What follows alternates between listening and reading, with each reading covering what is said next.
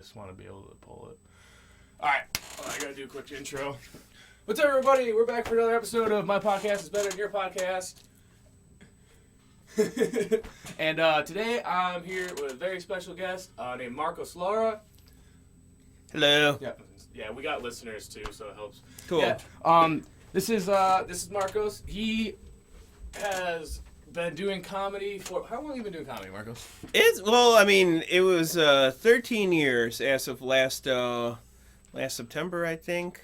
Damn. And now we're back into September again. It's kind of weird to count this year because it's been obviously most of the year we've been shut down, so just kind of easing back into it. But right on. Yeah, I know the corona. That's like all we've talked about on this podcast for a long time because it's like. This was supposed to be originally like a on the way back from shows cast where we would just talk about comedy stuff and doing mics as was the original idea. And then we got stuck inside, so it all fucking changed. But so have you taken any breaks in that amount of time, would you say? Or any breaks? Like breaks as far as have you done comedy consistently for 13 years? Yeah, I mean, I started out kind of slow. You know, where I was just doing like maybe a show or two a month or whatever, or let me not even say a show, like maybe getting up on stage once or twice a month, and then I would say like probably I like that background, and then a few years in, started doing it more regularly. It's just I'll tell you, I mean, every year my goal is to do more and more shows, except for this year's being the exception. Yeah. And last year was interesting because last year I did fewer shows, but made as much money as I did in previous years. That's awesome. Yeah. Because, I mean... Oh, definitely. That's amazing. I mean, it's clearly, like, your material's worth more, I would say, right? Isn't that the way you look at it? Like... Yeah. It feels like, it's so hard to put a price tag on materials. It's like getting a raise. Yeah. There are way funnier people making less money than I am, and there are way less funny people making way more money than I am. Aw, dude. I can believe that. I don't have to see any numbers to believe that. Shit, I had a question. I forgot. Sad dude, been doing this, getting kind of burnt out, but... the Care Bear thing. Yeah. I picked that because you do a lot of jokes about Care Bears. Yeah. Do you want to tell them any particular reason why? Well, how old are you now? Oh, I'm 43 now, yeah. In the green screen, nobody would guess that. You probably look like, a few years. In person, though, I look like shit. In person, I'd be guessing 50. Oh, no, he looks great. He looks bad. Thank you. Okay, so what's the obsession with the Care Bear? Honest answer, which became my opener for many years, but honest answer, so I said, because they remind me of my family. They're small, they're furry, and they're all different colors. They're cute. I like hugging them and stuff. Oh my gosh, I remember when I had my... I remember the first time, I didn't mean to cut you off. I remember the first time I came to your house and I saw, like, the shelf of Care Bears. Yeah. Because it was, like, a good bit, and then, it's still a good bit, but after I saw the shelf, I was, like, concerned, but now, I know you better now. Yeah. Yeah. It's a good bit, but kind of a creepy reality, yeah. It's because, like, there has to be, like, that underlying thing for it. Like, if we didn't explain that, the listeners would just be like, what are these Care Bears about? I'm frightened. Yeah. Save the children. No, I'm just they're kidding. cute. Yeah, look at me. I'm fuzzy. I've got a green chin, like my favorite Care Bear, Good Luck Bear. I don't even know their names. Yeah, I don't. But and I'm brown like Tenderheart. I guess Tenderheart. That's not Tenderheart, is it? But that's what's that Friendship Bear, I believe. Is that Friendship Bear. The flower? Yeah. What's the rainbow one? The rainbow one is Timon Bear. No, the rainbow one is Cheer Bear. Cheer Bear is definitely one of the more popular Care Bears. Yeah, I just and it's funny because she's obviously she's become kind of an LGBT icon. It's funny because I was gonna just like be like the gay bear, but he's the Cheer Bear, so it is the gay bear. It's totally that. Honestly, I don't think any of the Care Bears are fucking, to be honest. So, no, I just meant like cheer gay is happy. Yeah, so yeah, I guess that was the joke. Quite, so I guess quite literally, she is a gay bear. It's a play on words. Yeah, you're right. No. All right. Sorry, this is feels a little bit more. I don't know.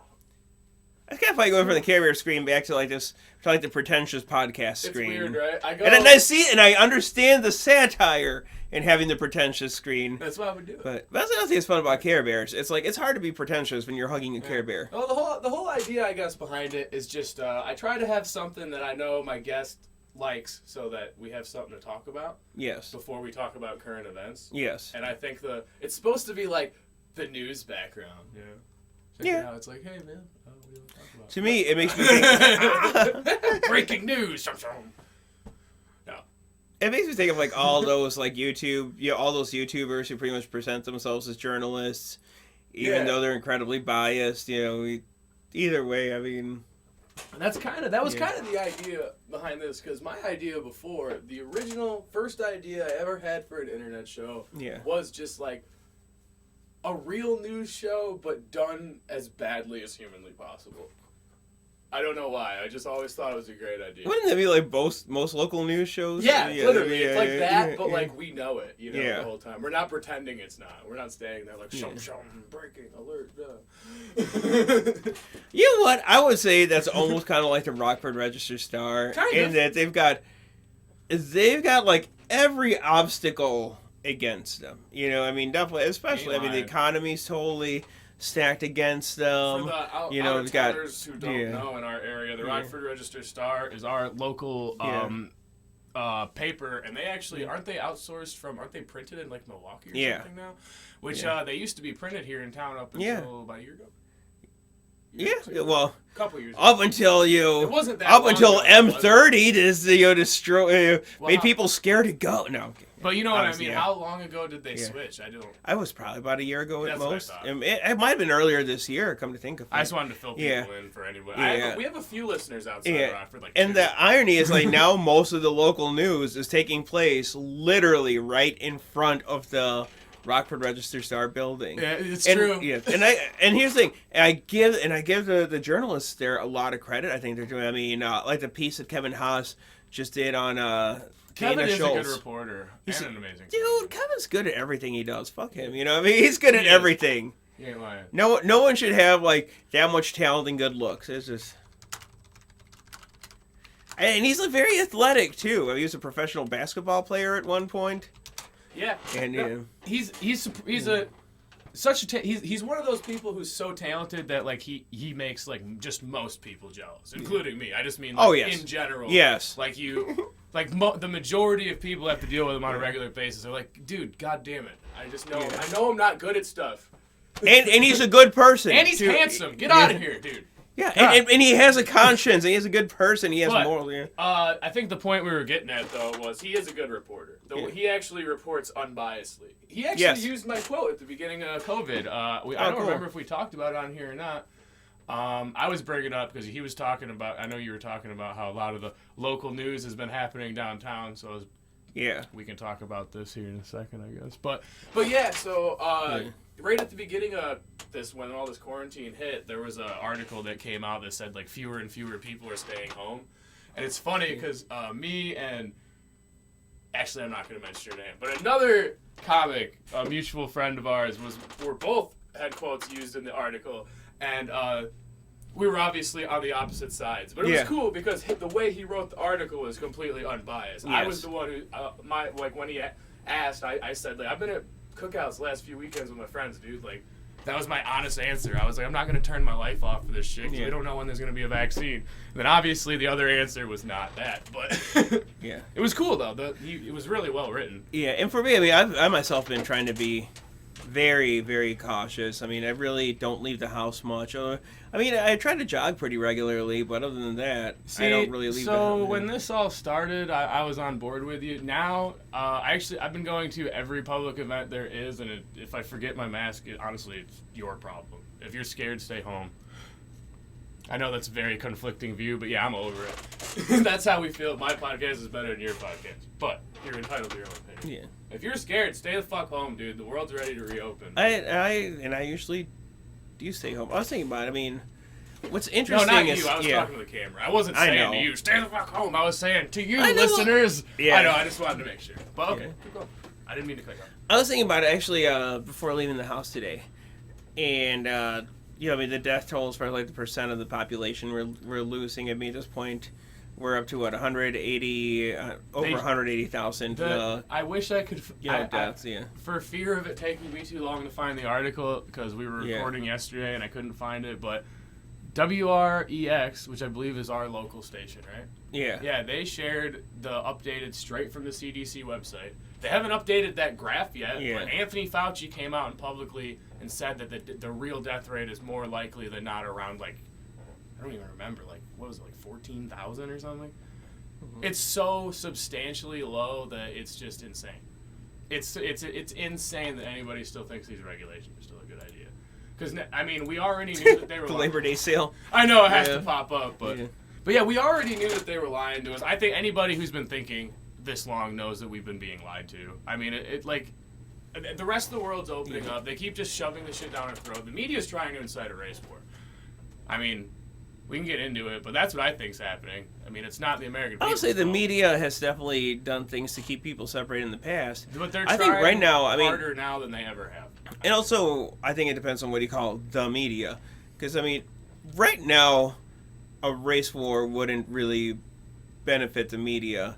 Just because, I mean... It's not that it benefits the media. It's that, at least I think, it benefits the people who are paying the media. Because the media is clearly, I mean, in the government's pockets. And I mean, I believe they have been for a very long time.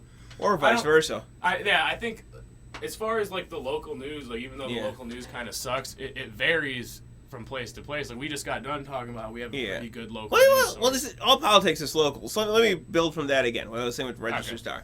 I was going to say that we were talking about Kevin being an excellent reporter. Also reporter, and he's one of the editors, and unbiased.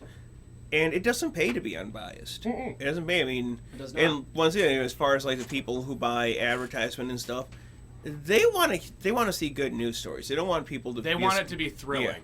Yeah. They don't care if it's accurate. They want it to be good entertainment. They want to be entertaining, but at the same time, they don't want people to be scared to leave the house. They don't want people to be. They don't. I mean, like you don't want to see an ad for like there, OSF St. Anthony, and that's probably like the last thing you want to see is OSF St. Anthony, and then about the whole. I mean, with our local government just becoming a police state on Fridays.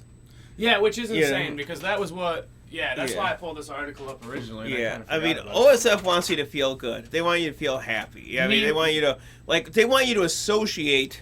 And this isn't me wanting to pick on OSF in particular, just because it was a good example. But when you think, like the point you're making, we think OSF, they want that Pavlovian response. That's happy, healthy. We're here to help you. Versus the article is obviously like protesters arrested again, like chaos. We're here to help you after your government brutalizes you. Basically, yeah.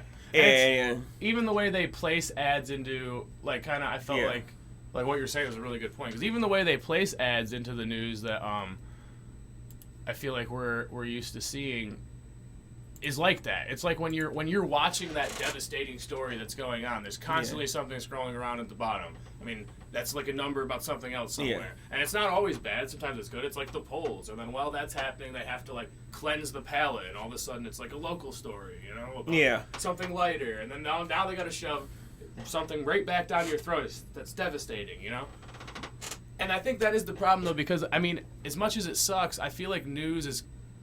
I mean, not all news is supposed to be boring. That's not what I mean, because some news, there's exciting stories, but news, as far as, like, an outline for a show, is supposed to be boring, because it's supposed to be designed for you to receive unbiased facts and make decisions accordingly. And that's not what we are subjected to. Ever. I would say, for sure. And that's another reason why I give Kevin credit and the Register Star credit for. I think that they do a good job. Yeah, we actually have one of the better I think local news.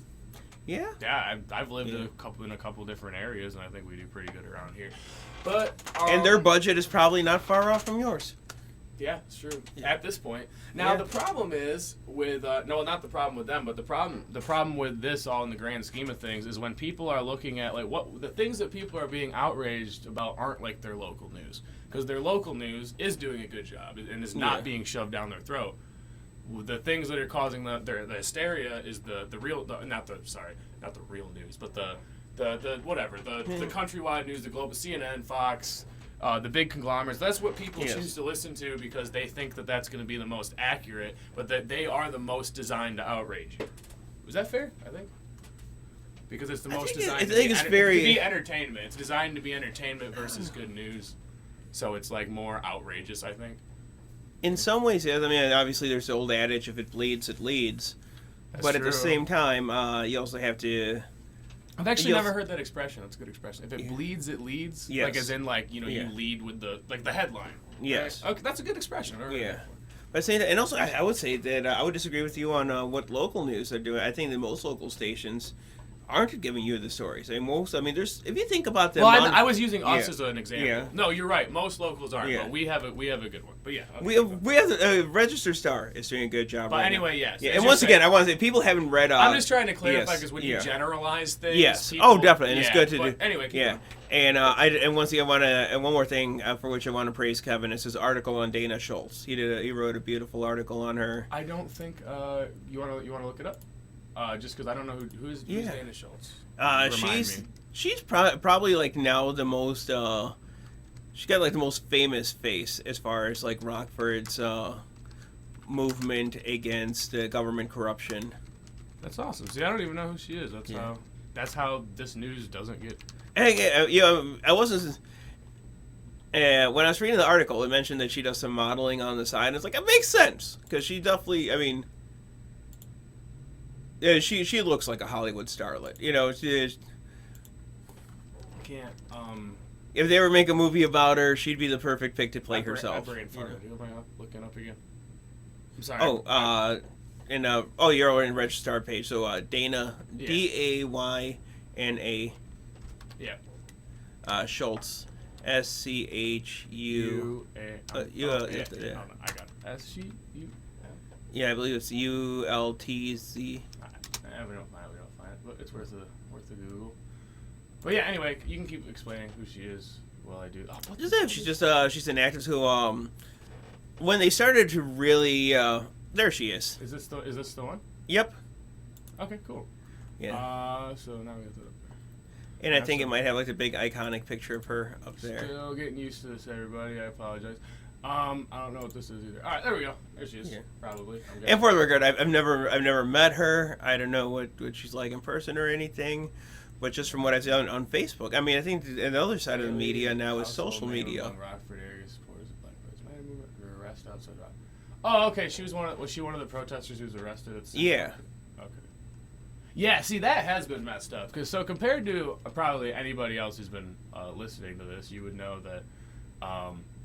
Our opinions on protests have been pretty up and down since this all started. Yeah, they kind of go, And that's because it's always important to be subjective, and your opinion should actively change. So, you know what? Yes. Fucking burn me. I don't care. That's why we date all of these episodes. Today is September 3rd, 2020, so I don't know when we're going to publish it, but it is what it is.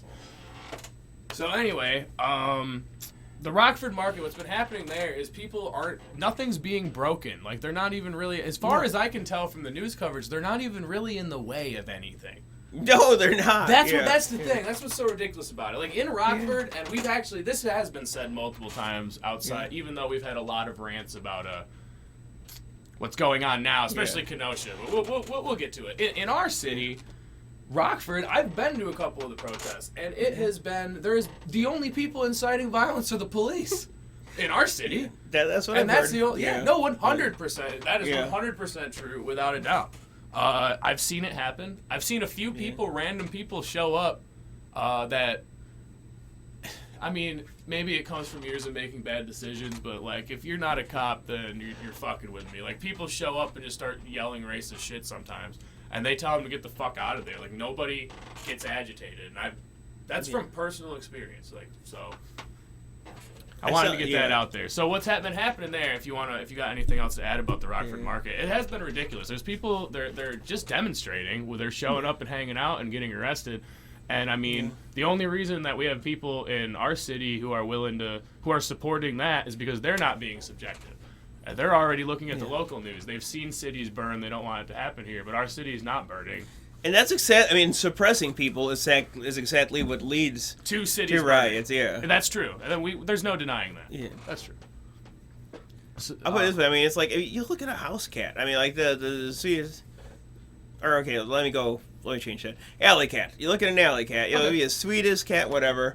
But when that cat gets cornered, it turns into a ferocious wild animal. It has to. But that's instinct. But if you let that cat roam free, cool. It's just that motherfucker's cute. He's not hurting anyone, you know. And that's. I mean, I in no way mean that to infantilize or dehumanize protesters or anyway, but just to give an example. No, I think that's a good example. Nature of survival. I think it's a good example because it brings back to another thing. I feel like, well, I mean, I don't know how much we've really touched on it, but just the idea of like instinct, no matter how civilized we want to be. I mean, that's why, Marcos, I was really happy to have you on the show because you articulate your ideas better than I do. Oh, thank you. And it's not to say that you don't know what I mean. It's just that I'm very aggroed out. So I hadn't noticed. Have you not noticed? So when I have feelings, I sometimes I'm working on it, but sometimes it's just like rah, and I come out and then I gotta back up and pick those pieces up before I can make the point. Yeah. So it's nice to have someone come on who is knowledgeable about what's going on and isn't like that. And in this case, I mean, you've actually been to the protests. I haven't. Yeah. It's even we just because the way that the wife's schedule and my schedule worked out. I remember the last time we were at City Market, we were there I think right before the protests started. We were in and out, and we went to Ronit's. We didn't go to the outside vendors, and now just the way that I think that look, I mean, we both have a very, it's hard to say libertarian at this point when in the age of COVID. Yeah, I hear that. The problem is I'm seeing us become it's not, I guess I shouldn't say us. I don't want to be because I still at the end of the day, right now, I actually for the first time I think ever in my life feel comfortable aligning with a political party, and that political party is a libertarian party. Now, with that, because I've always been that person who's no. And that's probably going to change. In 2016, I'm not going to lie, I didn't like Gary Johnson very much. We won't get into specifics. That was funny. And I liked Gary Johnson. I just wasn't, he just didn't see I like Gary Johnson. But and just why I bring this up, and where, I mean, I'm someone who believes in some of the economic fundamentals of Adam Smith.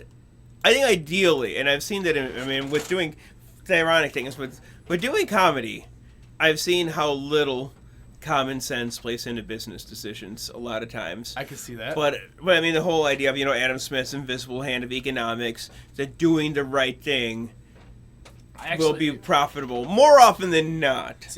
And now I've seen that. Well, no, that's not always the case. There's some people who will shoot themselves in the foot. I've seen venue owners take down the promotional materials that I've brought into their establishment. It's like, dude, I'm just trying to get you a bigger return on your investment. Yeah. Okay. No, it's weird because I've noticed that a lot too, especially now when we're especially in a climate like this, when it's worse than I've ever seen it in my life, and I've only been in the comedy business at all for a couple of years. Yeah. I'm an open micer. I'm an open act. I can admit I'm an opening act. I'm having fun. And you're also a producer. That's the other thing people had to keep in mind. You're also I am a producer. also a producer. That's a big platform. And especially at this level, being a producer in a way is a more important platform than actually being a performer. A lot of times. Yes and no. It depends on how you're looking at it. The problem is the way it is right now. Yeah. I feel like, which is why I've been so pushed to getting into promoting, is that you see these people who are so heavily biased that they just try to shut people up who they don't like, and they stop looking at facts and cases, and they stop looking at the ideas, and they just start going through these motions where they just demonize what people they don't like. What people they don't like who don't have clout. Right, but also the people if someone's got clout, all of a sudden, that time that so and so. What does clout mean? I'm not trying to sound stupid. It's not a word I use. Basically, influence. Okay, political capital. Influence. Political capital. Bogus. Popularity. Yeah, I mean, goes on popularity. It's like, this is not a word I hear used a lot. But. Yeah, it's like, if so and so, like, it says that. I give a good example of. Let's say, like, I was trying. Well, I mean, you've gotten called racist plenty of times. I've been called a white supremacist. Well, yes. At least 6 times this week. Yeah. Okay. Absolutely. But then someone else can straight up say, someone else who's a good little liberal who's who said is a Caucasian female who said everything that she's supposed to say. Then when Kamala Harris is announced as a nominee, says, "Oh, she's gross." Wait, that's not right. Okay, so that's my boy Andrew here. My boy Andrew, who's who's fed people of all different ethnicities, who's of all different genders, of all different orientations. This motherfucker who's giving us a voice. He's a racist. But it's okay. Yeah. But this other Caucasian can call Kamala Harris gross. I mean, think about if you look at American history, if you look at the history of American media, one of the biggest tropes to hold down the black community has been to portray black women as gross. That's fair. Yeah. I would say that. And the fact that I had to explain this to multiple people, multiple liberals, and then another person who was funny. It was like someone else who's also very critical of people who say the wrong things.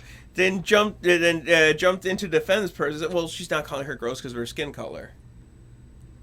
Right. There's a lot of shit that racists say that they don't directly tie to skin color. But the other thing is too, though, is I'm noticing now. I don't know. Maybe I don't want to sound. I feel like people understand what I mean though when I talk about like energy. Where like you feel energy in a room, especially if you're like a comedian or you're getting used to it. You feel energy. You feel what someone's projecting at you. That's why I always try to explain. Like I say aggro a lot. Yes. There's a very big difference between being hyped up and being mad. There's a lot of people that don't notice that, and there's a lot of people that don't pick up on social cues. I'm terrible at picking up on social cues. Yeah, the wife always makes fun of me for it. It is what it is. Yeah. But, I'm also not great at it. Admittedly, and unless I have like a buzz going, and I'm currently going through treatment, so none of that going on. I'm not gonna lie, it's been a little harder to collect my thoughts, but I have a lot more energy. Anyway, what we were getting at was Kamala Harris, gross, and you were saying like you said, like a racist, like what you just said, like they would try to say something and like because like they're saying it, but they're saying it without saying it. So that like this person, like you said, I'm demonized as a racist. I'm not a racist. I know I'm not a racist. So it doesn't bother me. But I'm demonized as a racist. I know I'm not a racist for making some off-color jokes, which I do regularly. And this other person who just says Kamala Harris, I don't like Kamala Harris at all. I don't like her because of her policies. Yes. I mean, we can get into it. I mean, she's a cop. And you've been very clear on that. Yes.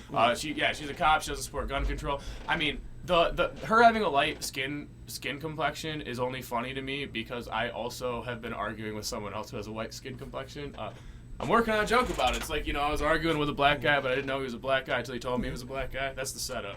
I won't get into it, but it's fun. And for anyone watching who recognizes who we're talking, I mean, he is a good dude. I do like, know him like and that. I think you should. And he gave you the opportunity. Though. Have you taken him up on that offer? I told him when I was off work, and I was just like, dude, just DM me and let me know when you want to set a date. And he didn't, so I thought about getting a hold of him again. Yeah, you get a hold of him again. I'm the one who said he could, and I told him then I'd clarify, and he didn't. Now, I also want to say that the reason I'm not going to name that dude, because I do think he probably is a good person. Yes. But this has fallen into the category of, like, being subjective and judging people before you got the whole... Really, like, I feel like it's kind of all coming together, like, kind of the whole basis of what we've been talking about. Yeah. That's why I mentioned it, because it was relevant, not to demonize this guy. Yeah, I know. No, I'm just telling that. But yeah, and I think we all do. Because I think about it. I mean, and there's a lot of things that you've said and done that is like I know you and I know from where you're coming, and I let it slide. But then someone else says something Much less. You know, it's just there's like this little nuance I'm going to point out, and I'm like, by doing this, you're doing. That's why I like, because like when I first met, I think I've probably mentioned it before. Like when I first met you, I didn't know how to take you because like I know how active you are and like you know the things that you believe in, which I have mad respect for. Well, it's just you deal, I really do. But when you deal with these people, I shouldn't say. See, these generalizations you can always get in trouble for. But what do you mean these people? These people, but the people I'm talking about are the people, not even necessarily just liberals, because there's tons of people on the right who do this too. Okay, but they're people who do. I hadn't noticed. Yeah, no, they're all over the place. Yeah. We just need a better term for them because alt-right just isn't as good as libtard. It just rolls off the tongue. All right, I'm sorry. I like it. I use it actively. Now, what I'm getting at is it's people who've lost the ability to be subjective in a situation, which ultimately is what breeds irrational hate, which I think is what racism is it not? Yeah.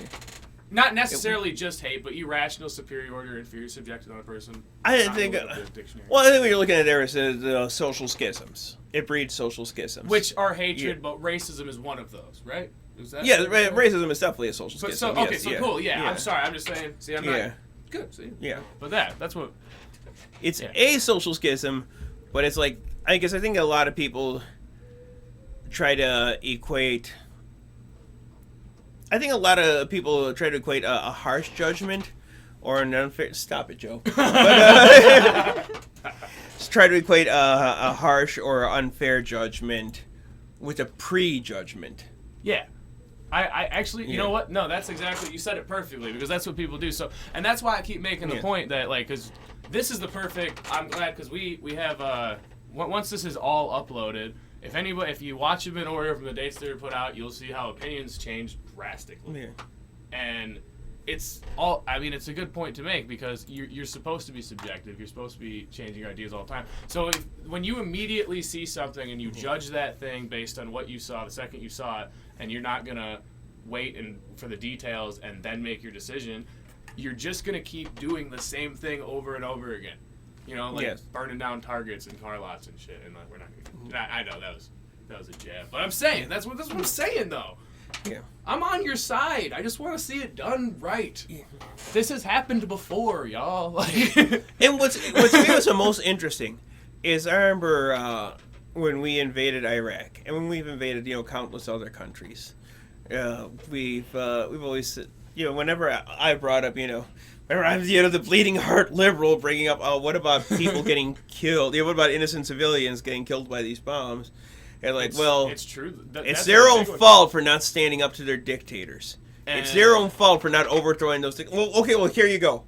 What you said that Iraq should have been doing, that Afghanistan should have been doing, that Yemen should have been doing, Syria should have been. That's what's happening in Kenosha. Right, but so the difference is when you're burning down things that are just businesses. Like, if we're going to be doing that, we should be burning down Capitol buildings, government buildings, taking away... Because one of the biggest things I always talk about, I don't think it's really come up on the cast much, but when we argue about things like this, like in just like some of my immediate friends, like non-comic friends, we talk about how over half of the federal budget every year goes to the military.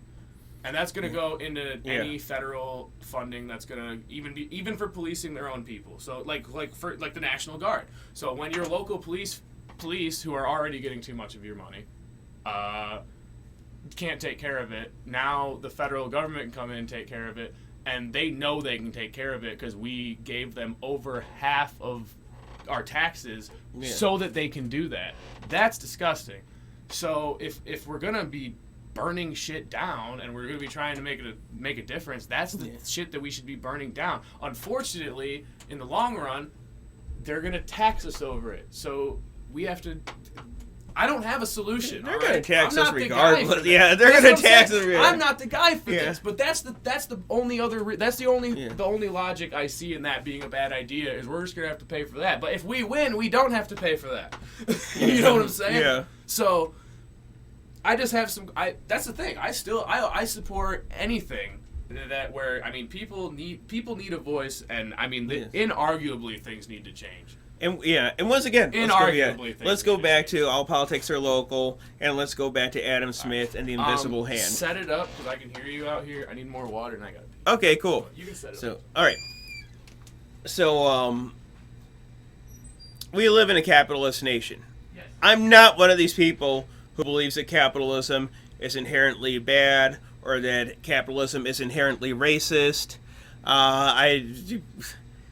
It's so weird talking about this with like Donald Trump staring at me because it's like, and Donald Trump, great example of an enemy of capitalism, an enemy of free market capitalism, who's much more destructive than capitalism. Are you still talking about Trump?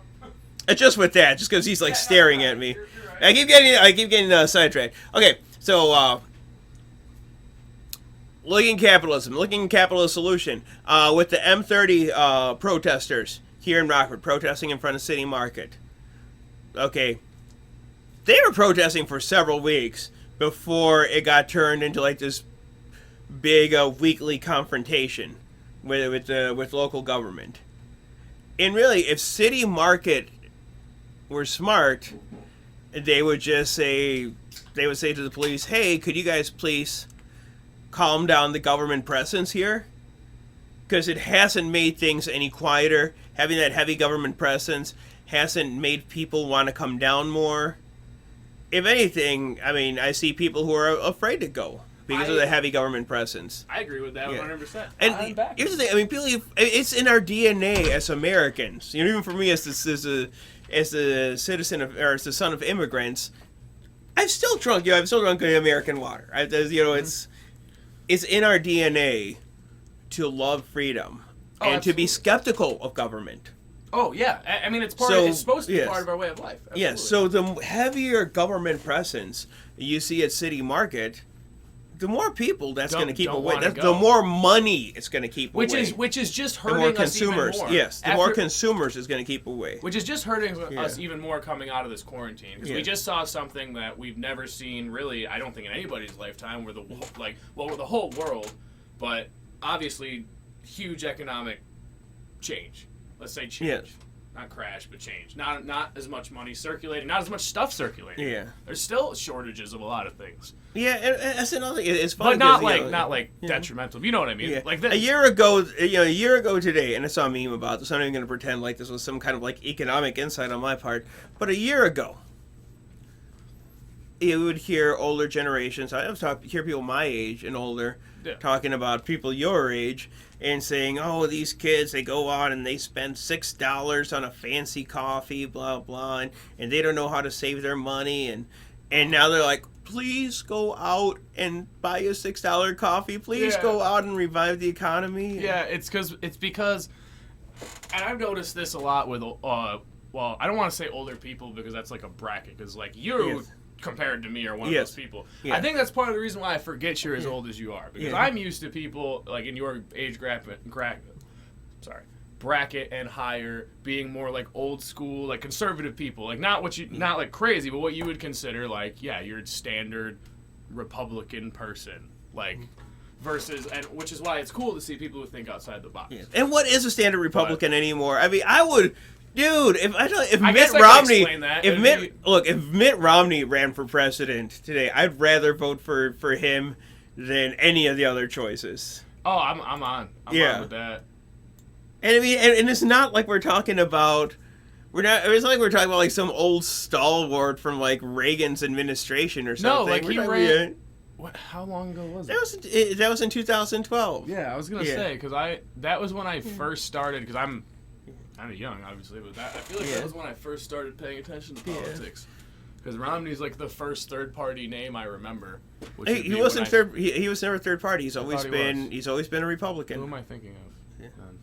Probably Ross Perot, perhaps. No, I was thinking, for some reason I was thinking Nader? Like Ron Paul, just because of the names. Just the names. Ron Paul's also always been a Republican. I mean, I remember a time when Ron Paul was very representative of a common school of Republican, and now he's seen as a radical. Okay, and I'm not saying I agree with him 100%. I'm not saying I agree with Romney 100%, but he is a libertarian though. See? He's a libertarian Oh, is he now official? No, that's interesting. Listen, as libertarians. That's why he served as a Republican. Well, I wanted to make sure because that made me feel stupid for a second. I knew I thought that for a reason. Yeah. And I'm not even saying you're wrong because this is probably Wikipedia. He was definitely. He's definitely been the poster boy for libertarian politics. Yeah, that's why I remember Ron Paul. He was the first person I remember. I'm pretty sure he ran for president as a libertarian when I was. He ran. He did run for president. I think, but he was running for the Republican nomination. Didn't he start as a Republican and then he didn't make it to the? I think he took up the I don't know. I would like to. Now it's gonna take me a while to look it up, and that's why. But yeah, just whatever. It's relevant. But yeah, that's why I wanted to look that up because I always remembered him being a libertarian. Let me look up Mitt Romney too and see what they. Let's just see what the internet considers him. Yeah. God, this two-screen thing. I mean, right, if you look at Romney's track record especially with his time as a governor, I mean, he's to the left of Biden, but he's always been a Republican. Yeah, okay, so Mitt Romney, they even say right there, political party Republican. But I knew, that's why I said, like, Ron Paul, that's why I got confused, because it was just it was just the name. Yeah. It was the name. But yeah, anyway, I didn't mean to derail you there. Yeah. But, oh, hey, look at that, we're back to OSF. Always here to help you. So, sorry. And obviously there's also other Democrats who were ran in the primary that I would have preferred over Biden. Oh, dude, even as much shit as I've talked about Bernie through his entire campaign twice, just die already. Oh my God. At his age, he would be fucking better off just under the ground than ahead of any polls at this point. Now, anyway, even all the shit I've talked about Bernie at this point, like, at the end of the day, like, looking at, like, him next to Joe Biden, the fact that Joe Biden is the Democratic candidate at the end of the day is just fucking insane. It doesn't even make sense. Who's making these decisions? Well, I guess the voters. Even we don't even know. All policy aside, look at that. Yeah. Look at that. Tell me that's not weird as fuck. It's you know what? You it's want, not you want weird. that guy to make all the decisions? It's uncomfortable, but it's not weird because that's very common. I mean, especially have you seen the picture that was cut out of? Where he's like sniffing some girl's hair, and she's like, like insanely uncomfortable. It's the look on her face that really makes it. Dude, I'll tell you what. It's like, look, I remember being in elementary school, and there were some teachers that I loved. But like when they would do the whole thing where they're like, hug us and kiss us on the forehead, I hated that shit. I would never let them. Yeah. That's weird. They should do that to us. That's not right. Shouldn't do that. They shouldn't. That's and at the time, I mean, that was very common, and it was. I mean, see, it's not something. And on the flip side, I don't want to make it sound either like, oh, that's something that scarred me, and I'm a survivor, because. No, I mean, it's not that big, but it's uncomfortable. And it's like, even like with relatives, it's like, oh, go kiss your cousin goodbye. No. See, okay, with relatives, you do see that a lot, and I do think it's weird too. Like the only person as a fucking adult that I will kiss because my mom's dead, and that would be even weirder, is my grandma, because she's alive, and she wants it, which is weird to say. Grandma wants it, guys. No, I'm just kidding. But yeah, I don't know why she still does the kiss on the cheek. She kisses Blaze, she kisses and hugs me. She has to do it to all of us. Yeah. She's only gonna be here for so long. We gotta deal with it. But other than that. No aunts, no nothing. Like, come on. Like, we're grown. You don't do that. That is weird. But with the teacher thing, that even brings in, like, the whole night and day thing with generations. Because, like, my dad, he's even talked about just crazy shit, like, at schools versus, like, when I'm just like, no, it is not like that. Like, even where they, like, just let them fight, then they go home and, like, come back the next day, and it's not a big deal. Which I actually agree with that. But, I mean, we're muddying things up a bit. Yeah. But I'm just saying, the difference in generations. Like, in school now, if you kissed a kid on the forehead, you probably get fired for that. Yeah. I would fucking, if I saw a teacher kiss my kid on the forehead, I would fucking not let them be my kid's teacher anymore. My kid would not go back to that school. Yeah. Not in today's climate. Yeah. I don't know if you've seen, but they just rescued like 139 more kids, I believe, out in, was it Iowa? I keep forgetting the states, because the first one was Georgia. It was 39 a couple weeks ago. We were talking about that on the podcast. Now it's like 100 more kids were just rescued in the country. I mean, don't burn me for getting the state wrong. Yeah. Human trafficking is real, guys. Yeah. I mean, it's real. It's always been there. It has. I think that's another thing. That's another thing I don't get. It's like I don't get like when people who like try to glorify, the antebellum South when they try to glorify slavery. It's like, let's be realistic about it. It was human trafficking. It was, and it a was lot wrong. of it was just, and a lot of it was just perverts, buying children. Oh, a lot of it was. Yeah. Oh, and it's like Thomas Jefferson, one of the darkest parts of history. Yeah. One of the darkest parts, most disgusting parts of history. And it's just out there in the open. Like, if I wasn't smart enough to be subjective to know that I am not my ancestors, yes, I'd be very disgusted with that. Yeah. It's disgusting. Look at Thomas Jefferson. Even Abraham Lincoln, like, what he did was a great thing, and that's why we can't stop that. But he didn't do it for the right reasons, and we have plenty of examples. The pro antebellum South people, South will rise again, big gay Confederacy people, and the fucking not those people, all agree, if they've studied history long enough, that Lincoln did it because he knew it would help him win the war. Right? Is that fair? I don't know. I never got from what I've read and stuff, and I'm not going to pretend like I was studying it that thoroughly. I never got the impression he did it because he thought it would help him win the war. I thought he did, but it seemed like he did have like a change of heart throughout the I feel like I'm sure he did. Like, so I'm not gonna pretend like I knew the guy. Like, it happened so long ago. But based on what I've seen from history and based on the way I know people make decisions, I'm not saying. Now the thing is when you go and actually, like, is it the Gettysburg Address? Correct me if I'm wrong. The Gettysburg Address, where 7 years ago. Yeah. Yes. If you go back and read that is a very well articulated speech, and it really, really well touches base on why that things needed to happen and push towards equality, and it's beautiful. But when you think about, like, why people need to make decisions in the name of victory, I mean, what better way to be victorious than to free the people being oppressed when there's enough of them to boost your ranks and win the war? Because you would think, but it's a big one. I mean, if you talk to history buffs, even people who obviously don't support the Confederacy, which I don't, by the way. We make jokes on here all the time. I have a lot of history memorabilia, but I don't want the South to rise again. That's why we did the big gay Confederacy episode. If you guys remember, Robert E. Lee was a flaming homosexual. So anyway, that's not true. It's a joke. Anyway, do you have proof that it's not true? I mean, just. We didn't. I said because crazy like the devil's advocate. We didn't Google it. That's the crazy. It's like when people like to play devil's advocate, it's like, but do you have any proof that it's not true? Yeah, exactly. That's why you can say anything, and until it's proven wrong, it could be true. Unfortunately, that muddied it up and took me away from my point. Which was a lot of, like, most historians, like even like unbiased people who are just thinking about history usually agree that the smartest thing that Lincoln could do is free the slaves, and they usually back that up with the pretty widely accepted idea that if he was not murdered by John Wilkes Booth, he was going to not send him back, but he was going to give him the option to go back to Africa. Oh, okay. Yeah. So, and that was kind of I don't know. There's a lot of controversy over that. Look it up. Don't fucking burn me. That's what I've learned. Yeah, I hadn't heard anything about that. But... Yeah, it's a huge thing, man. Anyway, so here's the question: was Africa going to give them an option to go? I mean, I don't really feel like they gave a shit. That's what I'm saying. That's what I mean when it means like Lincoln didn't do it for the right reason. The reason why he was going to do that was not for them. It was because the more of them they move out, the less they have to deal with the years that follow with segregation and stuff like that, because that was obviously going to happen, because now you got all these rich Southern folk who just had to start paying people because, they're people.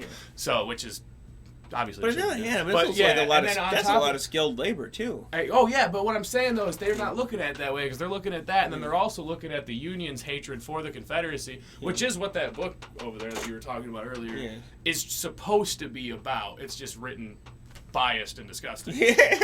But that's what it's supposed. This is the book we're referring to. We might have talked about it on here before. A book that refers to Marxism as political correctness. Yeah, which is just two things have like nothing to do with each other. I don't agree with Marxism at all, but it's stupid. It's badly written. Yeah. Fucking look it up for dude. His last name. You gonna take a guy named John Chodes seriously? Chodes. I mean, I bought this because it's funny and it cues some good conversation. Now, anyway, what we're gonna do now? We're gonna take a short break. We're gonna come back. But we definitely don't recommend. I don't recommend that as literature at all. It's like just from reading the back blurb alone, it looked like a badly written blog. It's a book written like a badly written blog by a guy who doesn't know how to use a computer.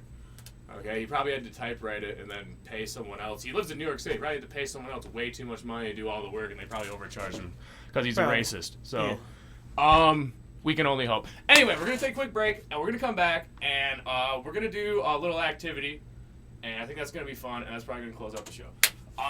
In case I forget to plug it later, don't forget if you want to contact us directly, love us, hate us, thoughts, suggestions. My podcast is better@gmail.com.